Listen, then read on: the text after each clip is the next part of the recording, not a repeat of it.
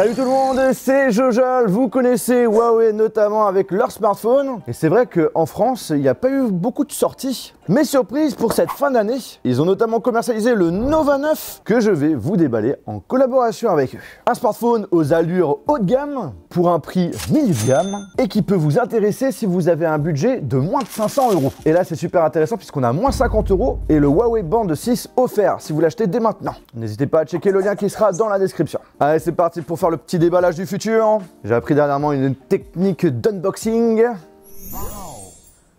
Et ouais, on est dans le futur avec Jojol. Donc il nous fournit un chargeur secteur USB de 66 watts, ainsi qu'un gros câble USB vers USB Type C. Et bien entendu, le plus important, le Nova 9. Niveau design, c'est très réussi, le smartphone est de qualité, très beau visuellement. Il est proposé en deux couleurs, noir avec un effet brillant et le bleu avec un dos mat irisé où ils ont intégré notamment le logo Nova. Ce qui est assez impressionnant pour ce type de smartphone, c'est qu'il intègre une grosse batterie de 4300 mAh alors qu'il est très fin et ultra léger. D'ailleurs, lors de sa commercialisation, par rapport à son segment de prix, c'était le smartphone le plus fin, 7,77 mm d'épaisseur. Le chiffre parfait.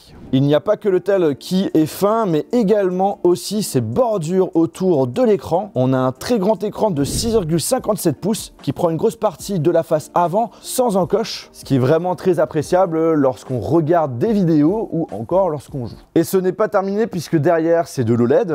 Il n'y a pas mieux en ce moment. On a une très bonne luminosité, donc parfait pour une utilisation en plein jour. Et surtout, on a des très belles couleurs. D'ailleurs, ils sont fiers d'annoncer que c'est le premier smartphone Huawei en France à proposer le même nombre de couleurs que leur moniteur externe, le MateView de 4K. Gros plus, il est compatible 120 Hz afin d'apporter encore plus de fluidité, une impression de rapidité, que ce soit en naviguant sur les réseaux sociaux et également sur certains jeux. Vous y retrouverez également sous l'écran un capteur d'empreinte digitale pour déverrouiller avec sécurité votre smartphone avec vos doigts. Après, bien entendu, vous avez la sécurité faciale 2D, sécurité avec la forme, avec le code, la totale. Parlons désormais d'un point très important sur ce smartphone, la photo et la vidéo. Pour ceux qui s'y connaissent, vous avez pu voir que esthétiquement, ce Nova 9 ressemble à un smartphone qui est sorti au même moment. Je vous passe les détails, mais ce qui change concrètement, c'est notamment l'interface utilisateur, MUI 12, la partie photo avec notamment leur propre traitement. La très grosse force de ce smartphone pour son prix, c'est son capteur principal de 50 mégapixels avec ouverture 1.9. Je vais vous partager plusieurs photos prises avec pour que vous puissiez avoir une idée de ce qu'il est capable de faire. Et c'est une première, car un des traitements qui était une exclusivité sur les hautes gamme, notamment avec la série P, nous l'avons sur ce capteur, le fameux RYB. Au lieu de faire une photo avec un filtre RGB, rouge, vert, bleu, et bien là cette fois-ci on fait du RYB, rouge, jaune, bleu. Le vert est remplacé directement par le jaune et ensuite il y aura un traitement qui va être fait. Derrière ça permet quoi? Notamment avoir 40% plus de lumière et du coup avoir des photos en faible luminosité de bien meilleure qualité. Résultat sur le terrain, qu'est-ce que ça donne? Vous le voyez, il se débrouille vachement bien. Ensuite, on a un capteur ultra grand angle de 8 mégapixels avec ouverture 2.2 qui est efficace en plein jour, mais moins en faible luminosité. Huawei a fait le choix de ne pas proposer de téléobjectif. Donc quand vous allez faire des zooms avec, ça sera un zoom numérique. Mais ils ont rajouté un capteur macro et un capteur de profondeur de champ. Alors je vous avoue que le capteur macro est pour moi pas très utile car déjà il faut faire la photo avec 4 cm de distance et surtout que la majorité du temps c'est assez flou. Après, personnellement, ça ne m'étonne pas, puisque ça arrive également chez les autres constructeurs avec des smartphones à ce prix-là.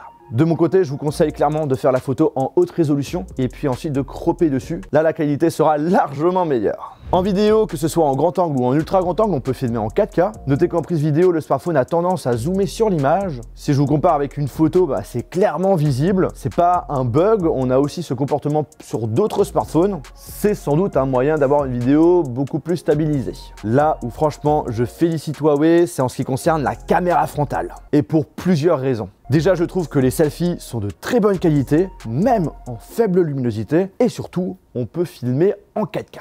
Avec ce smartphone, on peut filmer en 4K 30 fps avec la caméra frontale. On va un petit peu tester en même temps la qualité micro, aussi de la stabilité, puisque là je suis en plein déplacement. Je vous le dis, mais c'est extrêmement rare pour ce prix qu'on ait le droit à du 4K 30 fps. Donc c'est vraiment chouette que Huawei le propose. En tout cas, n'hésitez pas à me dire ce que vous en pensez de la qualité en commentaire.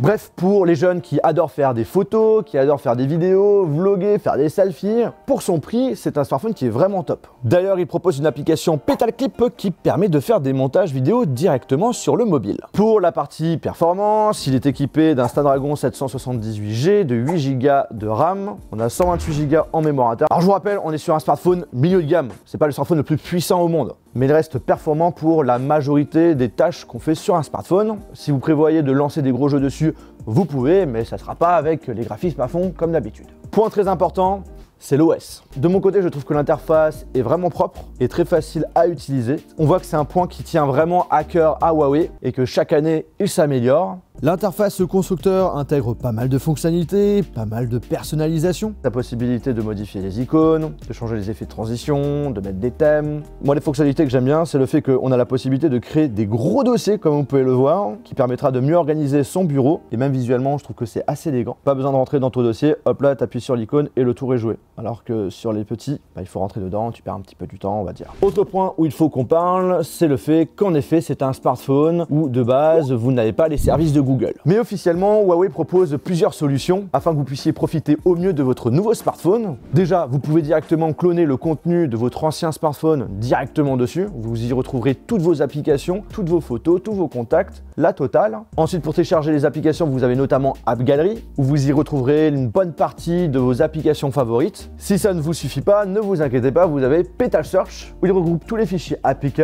les applications Android, vous allez pouvoir installer directement dessus. Pour les apps Google comme YouTube, Gmail, Google Drive, vous pouvez toujours y accéder via les versions web app et créer des icônes de raccourcis directement sur votre accueil et vous pouvez vous connecter directement sur votre compte Google. Huawei aussi a développé et mis à jour pas mal de leurs applications, comme par exemple leur propre navigateur qui s'appelle Petal Maps, où derrière ça a été réalisé en collaboration avec TomTom, très réputé justement dans le domaine des GPS. On commence à avoir quelque chose de complet. Moi de mon côté, je trouve que ce qui manque, c'est un OS voiture à la même manière que CarPlay, Android Auto, mais là cette fois-ci made in Huawei. Et aussi j'aimerais la qualité HD sur les services de streaming, puisque là actuellement on est limité à du 480p. Après c'est vrai qu'on a un petit écran sur le téléphone, ça reste tout de même suffisant. En tout cas on voit que Huawei porte énormément d'importance sur ce qui s'est passé avec les États-Unis. Ils n'ont pas chômé entre temps en créant des nouveaux postes, en accompagnant les développeurs à créer leurs propres outils, et ce n'est pas encore fini. Et ils le savent que ce n'est pas terminé. En tout cas, je trouve que cette histoire devient de plus en plus intéressante. Est-ce que finalement, ce gros problème